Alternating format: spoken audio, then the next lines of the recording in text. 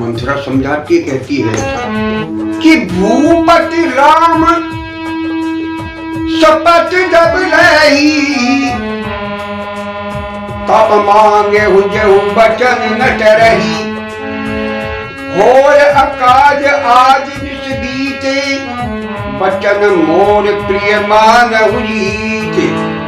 और मंत्र समझाने लगी, हे महारानी, जब महाराज रामचंद्र जी की कसम खा लें, कसम उठा लें, तब आप जो ने ये वरदान मांगना ताकि वो अपने वचन से टल ना सके। ठीक है, अच्छी बात है, ये तो तुमने बहुत बढ़िया बात बताई कि जब महाराज जी रामचंद्र जी की कसम उठा लेंगे, शपथ ले लेंगे, तब मैं इन वरदानों को मांगूंगी। बड़े कुघाट कर पाठ कंठ कह तो प्रग्रह जाए, काज संवारे सजग सब सहसा जन पति आए। तो कुबरी ने और भी आगे बता दिया कि आप ऐसा करिए, तिर्य चित्र फैलाइए, तिर्य चरित्र जाने ना कोई, आप वो फैलाइए और जाकर के कोप भवन में जाके पड़ जाइए, और उसके बाद जो है सारे आपके कार्य सिद्ध हो जाएंगे। अरे कुबरे जाने प्राण प्रियानी रामा, बार बार बड़े मुक्त बखानी रामा, और तेई समित न मोर संसारा रामा, बड़े जात के भड़स अधारा रामा। कुबरे ही रानी प्राण प्रिय जानी ना, बार बार बड़े बुद्धि बखानी। तो कुबरी को जो है रानी जी ने बहुत प्राण के प्रिय जाना और उसकी बुद्धि की बखान करने से व्याख्यान करने लगे। जाविद प्रभु मनोरथ काली, करहु के चक पुत्री आली, बाहुविद चौरही आदर देही, कोप भवन गवनी के कई।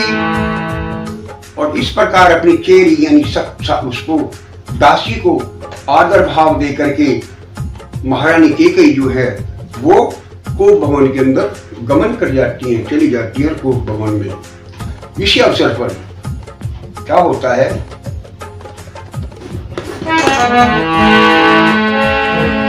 कि सांझ समय सानंद नृप गदऊ केकई के, गवन निठुरता निकट किए जरुधे धरी देह शनि। सांझ समय सानंद नृप गदऊ केकई के, गवन निठुरता निकट किए जरुधे देह शनि। तो शाम के समय संध्या टाइम में महाराज दशरथ बड़े ही आनंद के साथ केकई के महल में गए, मानो साक्षात स्नेही शरीर धारण कर निष्ठुरता के पास गया हो। तो वहां पर क्या देखता है कि कोप भवन सुन सुख चिउराऊ, भय बस अघोर पर ही न पाऊं। कोप भवन को देख करके भय के मारे उनके जो आगे वो पांव नहीं पड़ रहे थे। सूरपति बसई बाहबल जाके, नरपति सकल रही रुकता के। फिर भी हिम्मत करके महाराज दशरथ जो है ना वहां पर केकई के पास जाते हैं। सब है नरेश प्रिया पही जाही, देख दशा दुख दारुण भयहु। सब है नरेश प्रिया पही कहु, देख दशा दुख दारुण बहु। और केकई जी की इस दशा को देख करके उनको बड़ा ही दुख हुआ, बड़े ही आश्चर्यचकित हुए कि ये भाई क्या हो गया, कैसे हो गया। तो इस समय का जो है एक गाना है दशरथ जी का, जो स्टेज पे हम अभिनीत कराया करते थे कलाकारों से, वो जसवंत सिंह जी रामायण से है, मुकड़ा या स्थाई कहिए, उसको सुनाऊंगा। क्यों कि अब सारा गा करके सुनाना, क्योंकि ड्वेल है ये, पहले दशरथ जी गाएंगे फिर कैकेयी गाएंगी, तो ये अब इस उम्र में इतना मेरे पास स्टेमिना नहीं कि मैं सारा गाना गा कर खुद सुनाऊं, लेकिन इसका जो भावार्थ है वो मैं आपको जरूर बता दूंगा। तो क्या है? चकारण है कि महलों में बिछा है हर्ष मातम का, मेरी प्यारी बताओ क्या है बाइस ये तेरे गम का। तो महाराज दशरथ पूछते हैं कि बहर कवाली है कि का कारण की महलों में बिछा है फर्श मातम का, मेरी प्यारी बताओ तो क्या बाइश है तेरे गम का। पड़ी मुंह छल लपेटे और ले रही तुम सांस क्यों लंबे, पता चलता नहीं मुझको तेरी चश्मे पूर्णम का। तेरी हालत दिगर वो देखकर मैं तो ताज्जुब में, बता जल्दी नहीं तो हूँ मुसाफिर एक दो पल का। तो इस प्रकार जो है महाराज दशरथ कैकेयी महारानी से पूछते हैं, तो कैकेयी महारानी जो कोप ग्रह में पड़ी हुई थी वो क्या जवाब देती है? गई है फूट किस्मत आज मुझे कर्मों की मारी, अरे बताओ क्या वजह तुमको मैं अपनी बेकरारी।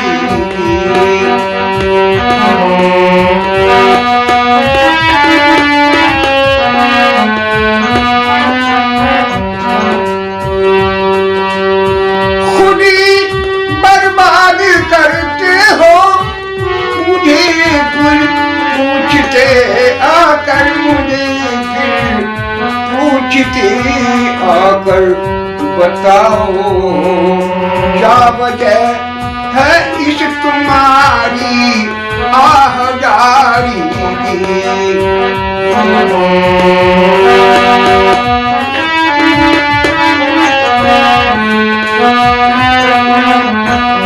छिपाई बगल में चुड़िया कत्ल करते हो धोखे से, छुपाई बगल में चुड़िया कत्ल करते हो धोखे से, कत्ल करते हो धोखे से।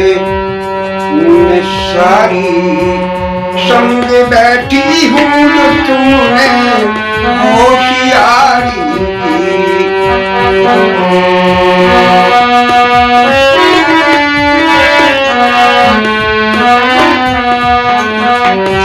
कहने लगी कि छुपाई बगल में चुड़ियां कत्ल करते हो धोखे से, मैं सारी समझे बैठी हूँ जो तुमने होशियारी की।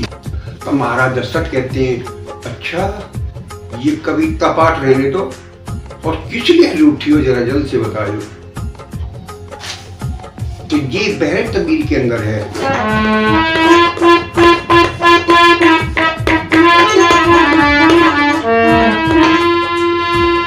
क्या मुसीबत पड़ी तुम पर प्रिय जी, और क्या है मुझे कुछ सुना तो सही। मैं सिराने खड़ा और बड़ी देर से जरगतन को अपनी उठा तो सही। मेरी प्यारी तुम्हारी दशा क्या होगी, होश अपने ठिकाने पे ला तो सही। छोड़कर अर्श को क्यों पड़ी फर्श पर, पास मेरे जरा आ तो सही। जो सताया दुखाया किसी ने तुझे, नाम उसका मुझे भी बता तो सही। करूं टुकड़े अभी चैन आए तभी, तू जवा जरा तू हिला तो सही। तो महाराज दशरथ कहने लगे कि आपको किसने परेशान किया हो, दिल दुखाया हो, तो आप जो उसके बारे में मुझे बताइए। तो इसी प्रकार बहरे तबील में ही महारानी कैकेयी ये जवाब देती हैं। मैं आपको पहले दर्शा चुका हूँ कि मेरी अभी इतनी स्टेमिना नहीं कि मैं सारे गाने को सुनाऊं गा करके। एक दो मुखड़ा यानी स्थाई के रूप में मैं आपको दर्शाऊंगा, लेकिन उसका भावार्थ जो क्या है उसको मैं पूरी तरह से आपको बताता रहूंगा। तो महारानी कैकेयी क्या कहती हैं कि मुझ नसीबो जली की न पूछो बेटा, जाओ आनंद अपना मनाओ वलम, ना जीऊं न मरूं यूं ही आहे भरूं, दोष किस पे धरूं मेरे फूटे कर्म। कर दिया मुझको बर्बाद बस आपने, मेरे जीने का ना कुछ रहा है धर्म। आज रानी से बांधी हुई कैकेयी, कौन पूछे भला मेरे दिल का मरम। दिया राम को राज बस आपने। तो महारानी कैकेयी कह रही हैं कि दिया राम को राज बस आपने, भरत को कर दिया बेनवा एकदम। क्या नहीं भरत बेटा रहा आपका, ऐसा करते भी न आई शर्म। कि क्या भरत आपका बेटा नहीं है और रामचंद्र जी को जो है आपने राजा घोषित कर दिया, युवराज घोषित कर दिया, ऐसा करते हुए क्या आपको जरा शर्म न आई। तो इसके जवाब में फिर महाराज दशरथ कहते हैं कि होश से बात कर, आज तेरी अकल मुझे आती ठिकाने नजर ही नहीं। तेरा बिल्कुल दिमाग आज कायम नहीं, तुझे अपने बदन की खबर ही नहीं। तुझे नाह की ऐसा भ्रम हो गया, रामचंद्र क्या तेरा पिसर ही नहीं। तेरी उल्टी समझ आज क्यों हो गई, मेरे कहने का होता असर ही नहीं। तूने खुद ही मेरे से कहा बारह, राम की लायकी में कसर ही नहीं। वह तेरी सबसे ज्यादा इबादत करे और कौशल्या को उसकी खबर ही नहीं। तो हे महारानी, आपने ही कहा था कि राम मुझे बहुत प्रिय हैं, बहुत प्यार करते हैं, और आज तुम्हें ऐसा क्या हो गया है। तब महारानी कैकेयी कहती हैं कि हाँ महाराज, आज तो मैं आपको पागल ही नजर आऊंगी, प्यारी तो कौशल्या ही लगेगी, क्योंकि उनके पुत्र को राजतिलक जो होना है। महाराज दशरथ कहते हैं कि आप ऐसी वाहियात बातें क्यों कर रही हैं, समझ से सोच विचार के वचन कीजिए। और तुम नहीं जानती कि राम तुम पर कितना बलिहारी है और कितना प्रेम करता है। तो कैकेयी कह रही हैं कि हाँ महाराज, सौत का पूत फिर भी सौत का ही होता है, अपना अपना ही होता है। आप नाहक मुझे बहला रहे हैं, मुझे तो आपकी नियत पर पहले से संदेह था, इसलिए तो आपने भरत को यहाँ से टाल दिया। आप मेरे वृक्ष रूपी जीवन पर कुल्हाड़ा चला रहे हो, यानी भरत जी को जो है उनकी ननिहाल भेज दिया था, और देना चाहकर भी आप कुछ देना चाहते, लेकिन फिर भी आप देना नहीं चाहते। तो दशरथ जी कहते हैं कि हाँ हाँ प्रिय, तुम कुछ मांग कर तो देखिए, हम देते हैं या नहीं, या यूं ही झूठा इल्जाम लगाती रहोगी। तो कैकेयी कहती कि महाराज, इस घड़ी मुझे आपकी बातों पर यकीन नहीं आता कि जो आपसे मैं मांगूंगी आप मुझे वो सहज दे दोगे। दशरथ जी कहते हैं कि हाँ हाँ, हम जरूर देंगे, जो आपके दिल की मुराद है उसे खोल कर बताइए। तो कैकेयी कहती हैं, आए महाराज, आपको याद होगा कि मेरे दो वरदान आपके पास धरोहर के रूप में रखे हुए हैं, बस उन्हीं को आप मुझे दे दीजिए। तो दशरथ जी कहने लगे, हाँ हाँ प्रिय, आप कम से कम मांगे तो सही, देखिए हम देते हैं या नहीं देते हैं।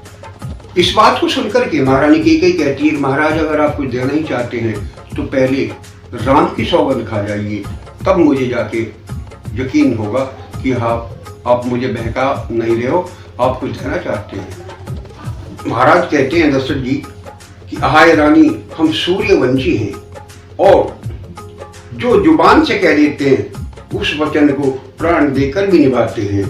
तो सूर्यवंश था उनका, महाराज दशरथ राम का।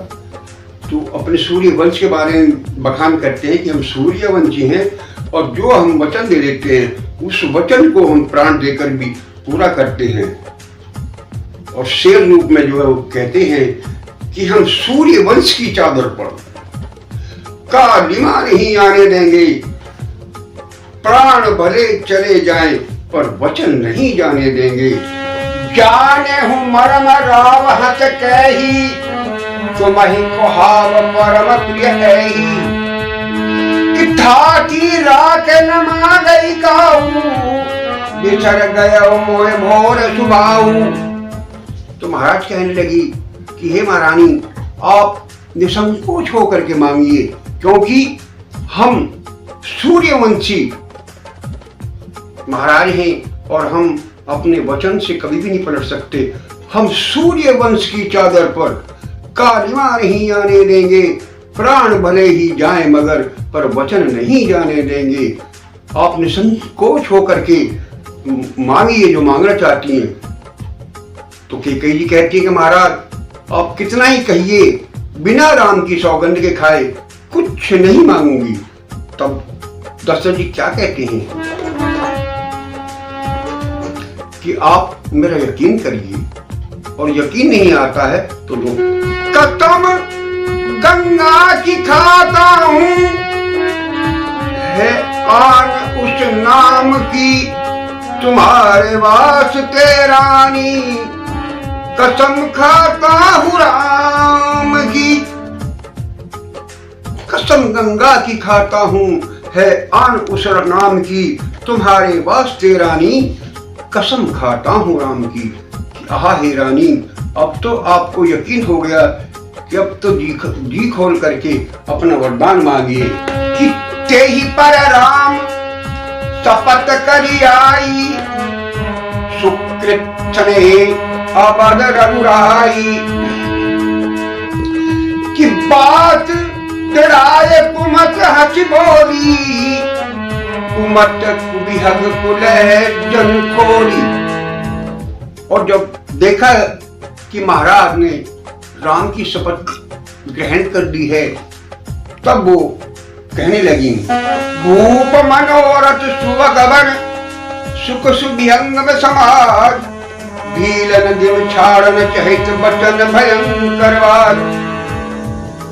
तो क्या होता है कि राजा का मनोरथ सुंदर बन है, मुख सुंदर है, पक्षियों का संवाद है, उस पर भीलनी की तरह कैकेयी अपना वचन रूपी भयंकर बात छोड़ना चाहती है। तो किस प्रकार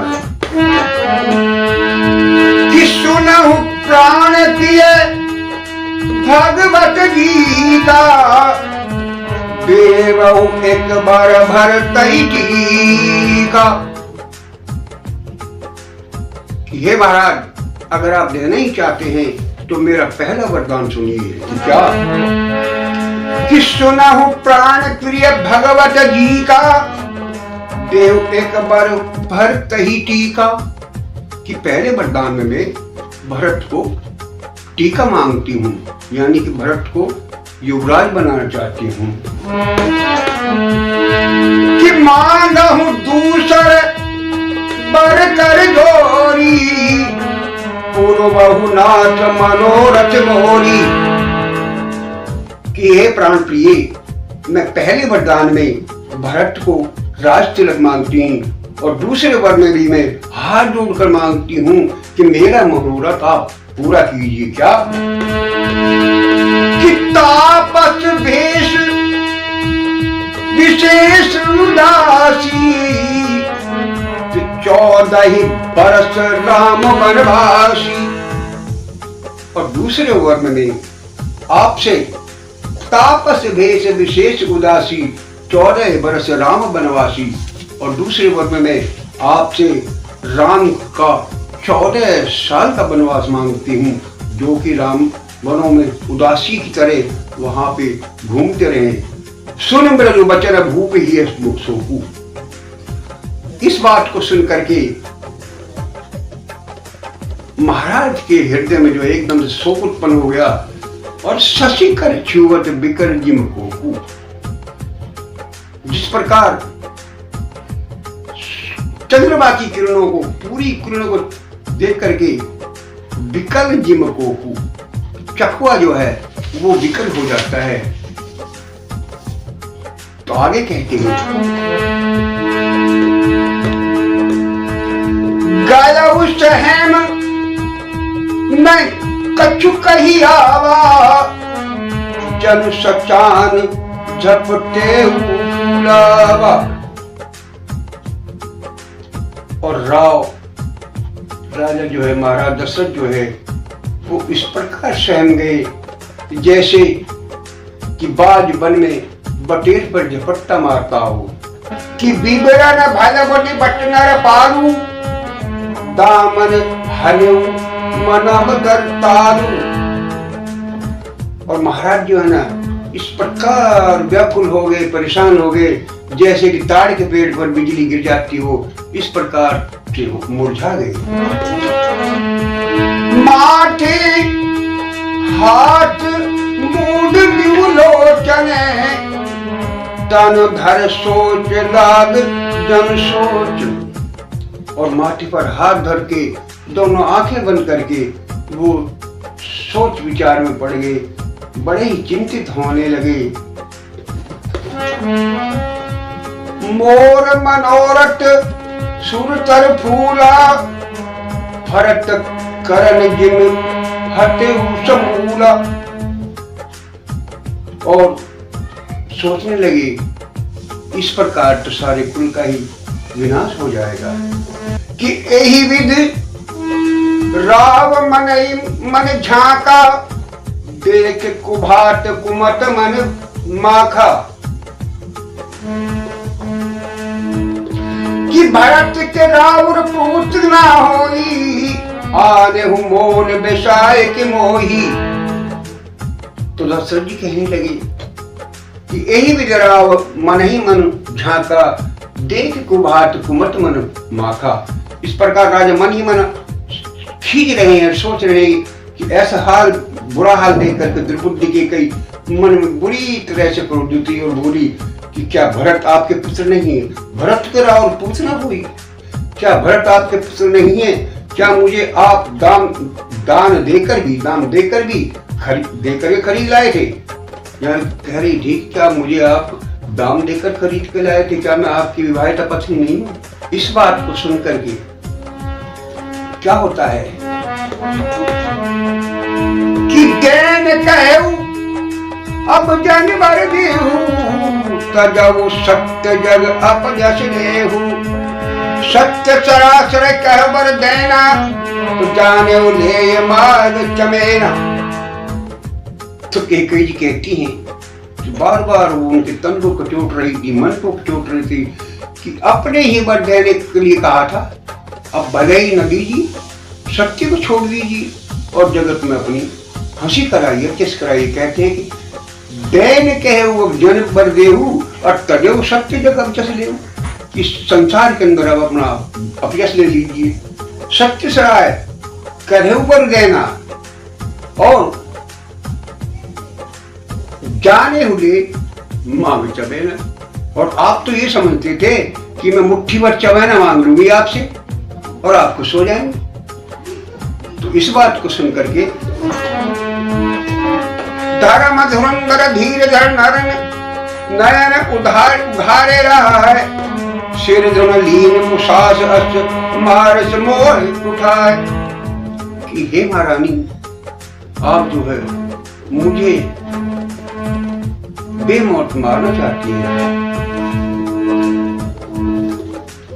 लख महीप कराल कठोरा, सत्य का जीवन ले हई सोरा।